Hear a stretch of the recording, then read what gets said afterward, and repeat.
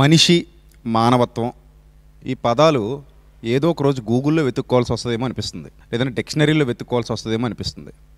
అంటే social media ప్రాబల్యం పెరిగిన తర్వాత ప్రతి ఒక్కళ్ళు సెలబ్రిటీలు అయిపోతున్నారు, ప్రతి ఒక్కళ్ళు మీడియాలోకి వెళ్ళిపోతున్నారు. మీడియా ఫోకస్ మీద వాళ్ళ మీద ఫోకస్ పడి వాళ్ళు బాగా పాపులర్ అవుతున్నారు. వాళ్ళు ఏం మాట్లాడుతున్నారో, ఎలా మాట్లాడుతున్నారో, మరి ప్రభుత్వాలు ఏం చేస్తున్నాయో, ముఖ్యమంత్రులు ఏం చేస్తున్నారో, చట్టం ఏం చేస్తుందో, వ్యవస్థ ఏమైపోతుందో అని భయం కలగక మానట్లేదు. ప్రపంచం మానవ జాతి అంతా కూడా విస్తరించున్నప్పుడు అందరూ ప్రపంచీకరణలో భాగంగా ప్రేమతో, అనురాగంతో, ఆప్యాయతతో ఒకరికొకరు సహకరించుకుంటూ ముందుకు పోతే ప్రతి జీవితం బాగుంటుంది, దేశాలు బాగుంటాయి, అభివృద్ధి పదంలో నడుస్తాం. యుద్ధాల వల్ల, గొడవల వల్ల, మత కల్లోల వల్ల, రక్తపాతం తప్ప ఎలాంటి ప్రయోజనం మానవాళికి ఒరగదు. చరిత్ర చెబుతున్నటువంటి సాక్ష్యం ఇది. ఎన్నో చూసాం, ఎన్నో గొడవలు చూసాం, ఎన్నో హింసలు చూసాం, చరిత్రలో ఎన్నో విషయాలు చదువుకున్నాం, ఎన్నో యుద్ధాల గురించి చదువుకున్నాం, ప్రపంచ యుద్ధాల గురించి చదువుకున్నాం. ఎవడు ఎక్కడా బాగుపడ్డట్టుగా మనం చరిత్రలో చూడలేదు. హిరోషిమా, నాగసాకి మీద పడినటువంటి అణుబాంబు ఇప్పటికీ వాళ్ళ పరిస్థితులు ఎలా ఉన్నాయో మనకు తెలుసు. ఇప్పటికీ వాళ్ళు ఎలాంటి ఇబ్బందులు ఎదుర్కొంటున్నారో, అక్కడ అన్యం పుణ్యం ఎరిగిన పసిబిడ్డలు ఎలా పుడుతున్నారో, వాళ్ళ పూర్వీకులు చేసినటువంటి తప్పిదాలకు లేదా కొన్ని దేశాల యొక్క రాజ్యకాంక్షకు వాళ్ళు ఎలా బలైపోతున్నారో మనం చూస్తున్నాం. ఇప్పుడు మనం ఏం నేర్చుకోవాలి?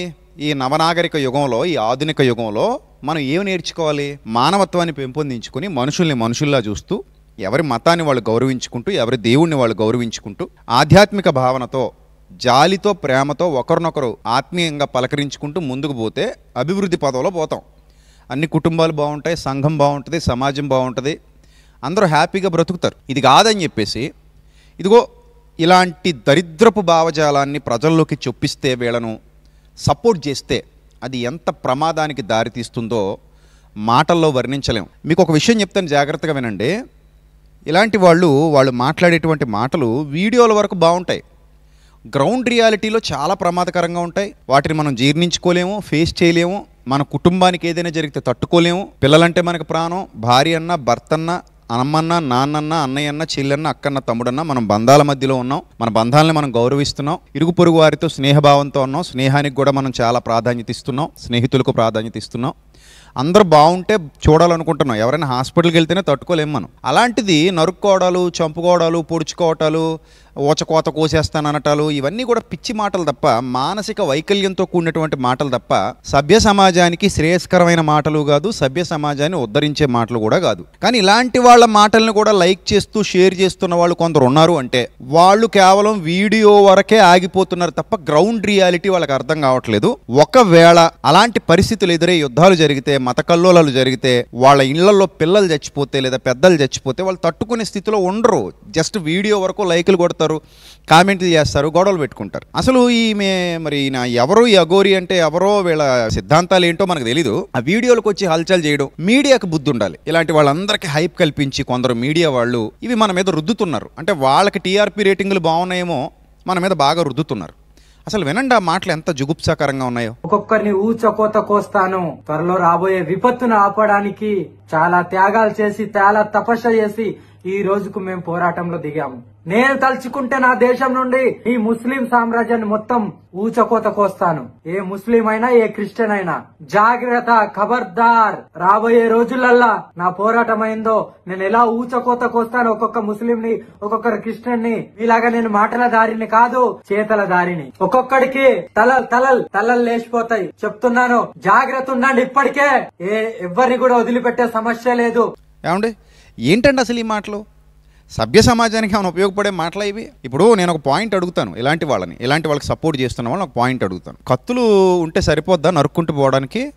భారతదేశంలో కోట్ల మంది ఇస్లాం సహోదరులు ఉన్నారు, కోట్ల మంది క్రైస్తవ సహోదరులు ఉన్నారు. వీళ్ళందరినీ ఒక కత్తితో ఒక మనిషి నరుక్కుంటూ పోతే వాళ్ళందరూ అలా చూస్తూ తలలిచ్చేసి నరికించేసుకుంటూ వెళ్ళిపోతారా? ఇదేమైనా అసలు పనికొచ్చే మాటేనా అది? ఇప్పుడు వాళ్ళందరూ నిన్నేం చేశారు? నిన్నేమన్నారు? అసలు నిన్నేమైనా బాధ పెట్టారా? నీకేమైనా నీ కడుపు దగ్గర కూడుకొట్టారా? నిన్నేమైనా ఇబ్బంది పెట్టారా? నిన్నేమన్నారని అంత కక్షతో, అంత ద్వేషంతో మాట్లాడాలని అడగాల్సింది పోయి, అది ఆవిడేదో మాట్లాడితే లేదా అతను ఏదో మాట్లాడితే, ఆ అఘోరి అనే వాళ్ళు ఏదో మాట్లాడితే సపోర్ట్ చేయడం, ఆ అఘోరికి సపోర్ట్ చేయడం ఏమైనా బాగుందా?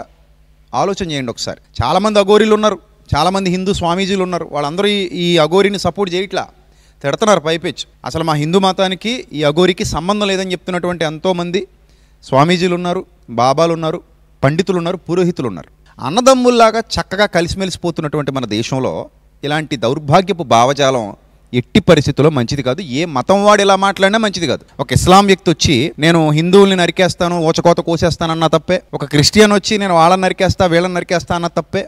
ఇదిగో ఇలాంటి అఘోరీలు వచ్చి నేను వాళ్ళని చంపేస్తా వీళ్ళని చంపేస్తా అన్నా కూడా తప్పే. ఇలాంటి దౌర్భాగ్యపు భావజాలం, ఇలాంటి నీతి మాలిన భావజాలం ఎప్పుడైతే సమాజంలో పెరిగిపోతుందో వ్యవస్థ కుంటుబడిపోతుంది, అభివృద్ధి చచ్చిపోతుంది. ప్రపంచ దేశాలన్నీ అభివృద్ధి పదంలో వెలిగిపోతుంటే మన దేశం మాత్రమే ఇదిగో ఇలాంటి వాళ్ళ వల్ల ఇంకా వెనక్కి వెళ్ళిపోతుంది. వీళ్ళకి సపోర్ట్ చేసేవాళ్ళు పెరగడం చాలా బాధాకరం, శోచనీయం. ఈమెను చూడడానికి కూడా భక్తులు తండోపతండాలుగా ఒక చోట వచ్చారని చూసినప్పుడు వాళ్ళ మానసిక వైకల్యానికి నేను చాలా చింతించాను. నిజంగా ఇలాంటి వాళ్ళని చూడడానికి కూడా, ఇలాంటి ఒక మానసిక రుగ్మతతో బాధపడుతున్న వాళ్ళని చూడడానికి కూడా వాళ్ళు వచ్చారు అంటే మరి చింతించాలా లేకపోతే నవ్వాలా ఏడవాలా అర్థం కాలేదు. ఇక్కడ నా పాయింట్ ఏంటంటే, ఇప్పుడు అబుదాబిలో అంటే ఈ అఘోరి మాట్లాడినటువంటి మాటలు విన్న తర్వాత నేను చెప్పాలనుకుంటున్నటువంటి విషయం అందరూ అర్థం చేసుకోండి దయచేసి. అబుదాబిలో అతిపెద్ద హిందూ దేవాలయం నిర్మించారు, అబుదాబిలో నిర్మించారు. ఆ ఓపెనింగ్ అనుకుంటాను మన ప్రధానమంత్రి మోదీ గారు కూడా వెళ్ళారు. ఇప్పుడు అరబ్ కంట్రీలో హిందూ దేవాలయం నిర్మించడానికి అనుమతి ఇచ్చారు అంటే వాళ్ళది ఎంత గొప్ప మనసు అనుకోవాలి, వాళ్ళది ఎంత పెద్ద మనసు అనుకోవాలి. అవునా కాదా మీరు ఆలోచించండి. సరే, అక్కడ హిందువులు చాలామంది ఇక్కడ నుంచి పనికి వెళ్ళిన వాళ్ళు అబుదాబిలో ఉన్నారు, దుబాయ్లో ఉన్నారు.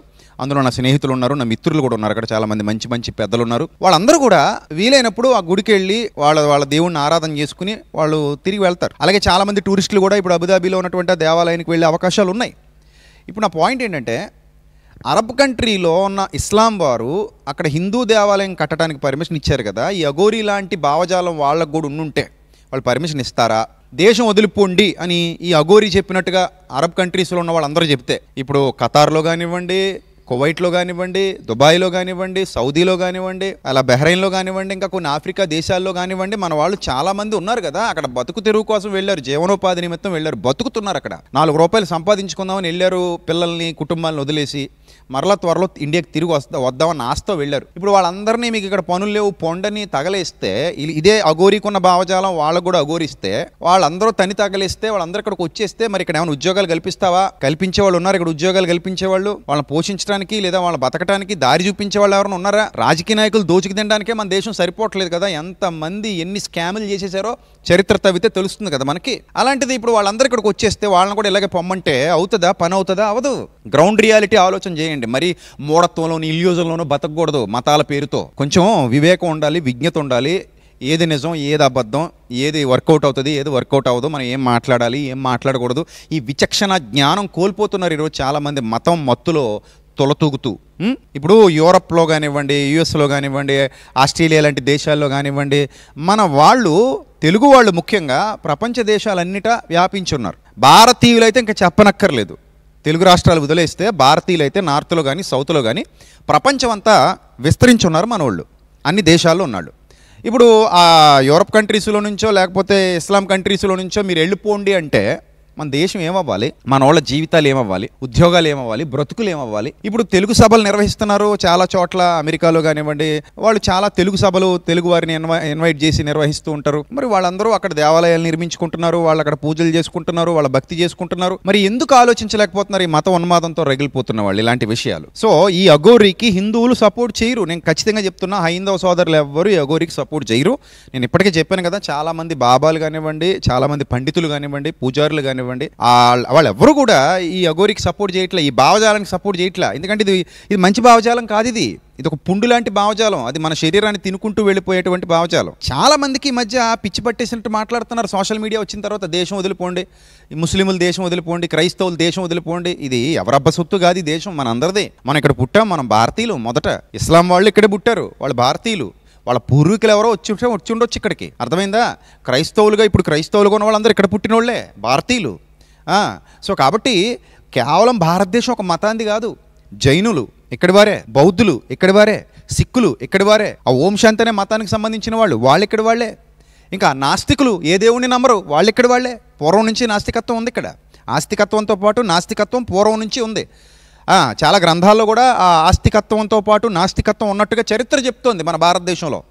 సో కాబట్టి ఇది మా దేశం, ఒక మతాంది, మీరు వెళ్ళిపోండి, ఒకవేళ ఉంటే కనుక మాకు పూజలు చేయండి, ఉంటే కనుక వచ్చి మాకు ఇక్కడ కొబ్బరికాయ కొట్టండి అంటే అది అసలు బుద్ధిహీనత కాకపోతే దాన్ని ఎవడు సపోర్ట్ చేస్తాడు?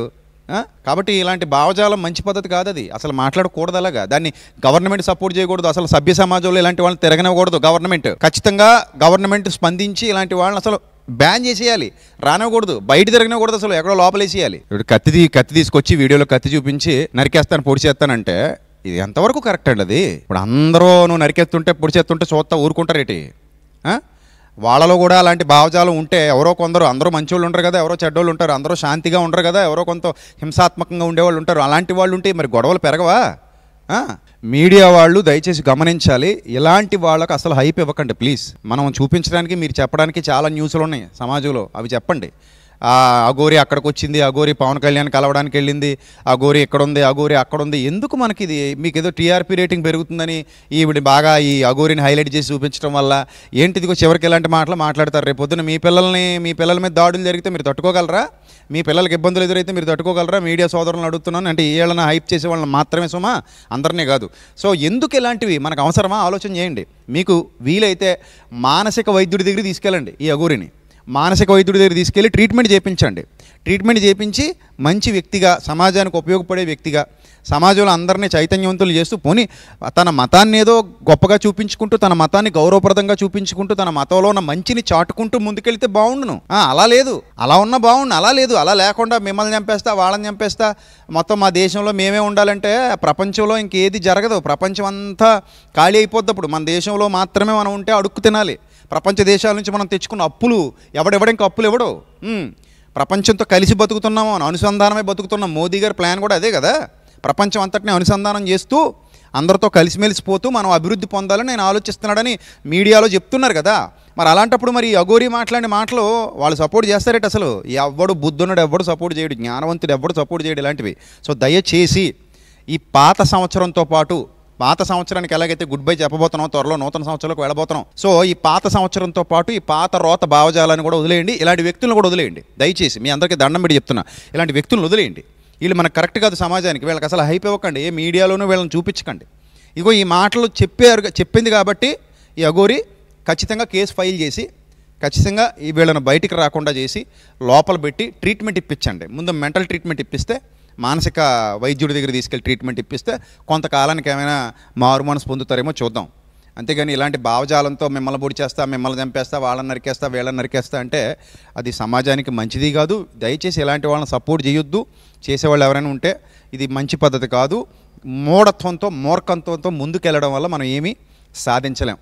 సో కాబట్టి రాబోయే నూతన సంవత్సరంలో అయినా ఇలాంటి చెత్త భావజాలం లేకుండా మంచి మనస్సుతో అందరూ ప్రశాంతమైన వాతావరణంలో కలిసిమెలిసి హాయిగా ఆనందంగా భారతీయత చాటాలని, అందరూ ఆప్యాయంగా ఒకరినొకరు గౌరవిస్తూ ముందుకు పోవాలని మనస్ఫూర్తిగా కోరుకుంటూ నా మాటలు ముగిస్తున్నాను.